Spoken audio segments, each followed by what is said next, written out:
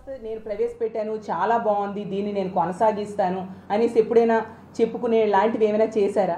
ఏ ఒక్కటి కూడా చేయలేదు. ఒక్క పథకం కూడా చెప్పుకోవడానికి ఒక పథకం లేదు, చెప్పుకోవడానికి ఒక వ్యవస్థ లేదు చంద్రబాబు నాయుడు గారు ప్రవేశపెట్టింది. అలాంటి వ్యక్తి ఈరోజు వచ్చి ప్రజలను మభ్యపెట్టడానికి ఇలాంటి పనులు చేస్తూ ఉంటే ప్రజలంతా అమాయకులు కాదని తెలియజేస్తూ ఉన్నాను. అందుకనే ఈరోజు తీసుకుంటే ప్రజలు అన్నీ తెలుసుకున్నారు. చంద్రబాబు నాయుడు కానీ అతని కూటమి కానీ ఎలాంటిది, జగనన్న ఎలాంటి పరిపాలన అందించాడని వాళ్ళు తెలుసుకున్నారు. కాబట్టి ఈ రాష్ట్రంలో ఎక్కడికి వెళ్ళినా జగన్ నినాదం కనిపిస్తూ ఉంది. జగనన్న జగనన్న అంటూ పిల్లల నుంచి ముసలి వాళ్ళ వరకు జగనన్న వెంటపడుతూ జగనన్నకి మద్దతు తెలుపుతూ మేము మీకు సంఘీభావం తెలియజేస్తున్నాము, మీరే మా ముఖ్యమంత్రిగా మళ్ళీ కావాలి కావాలి అని చెప్పి ప్రజలు చెప్పే పరిస్థితి ఈరోజు కనిపిస్తూ ఉంది. ఖచ్చితంగా మా జగన్నాథ రథచక్రాల కింద సైకిల్ తుక్కు తుక్కు అయిపోవడం ఖాయమని తెలియజేస్తున్నాను. అలాగే మా జగన్నాథ రథచక్రాల కింద గాజు మొక్కలవడం ఖాయం, అలాగే కమలం పువ్వు తాలూకా రెక్కలు కూడా ఊడిపోవడం ఖాయం. రానున్న రోజుల్లో మా ఫ్యాను గిరగిరా తిరుగుతూ ఉందని కూడా మీకు గంటాపదంగా తెలియజేస్తూ ఉన్నాను.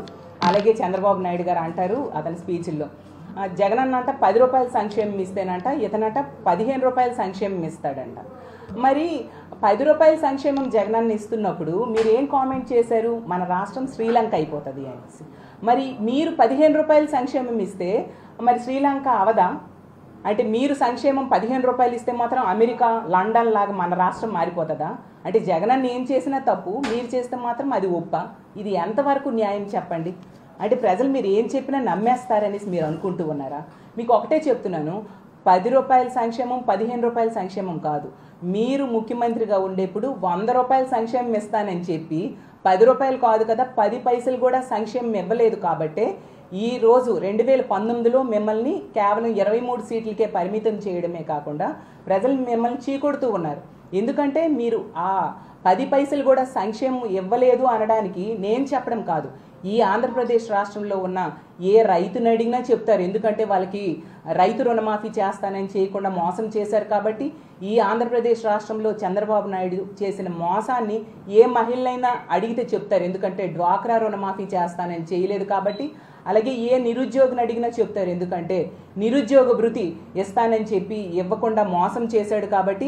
అలాగే 25,000 పుట్టిన బిడ్డకి ఇస్తానని చెప్పి మోసం చేశాడు కాబట్టి ఆ బిడ్డ తల్లులు ఎవరిని అడిగినా కూడా చంద్రబాబు నాయుడు చేసిన మోసాన్ని ఈరోజు చెప్పడానికి సిద్ధంగా ఉన్నారని తెలియజేస్తూ ఉన్నాను.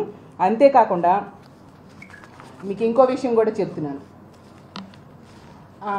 చంద్రబాబు నాయుడు గారు అంటారు ఏంటి, అతనట సేఫ్టీ డ్రైవర్ అట, అలాగే బెస్ట్ డ్రైవర్ అట.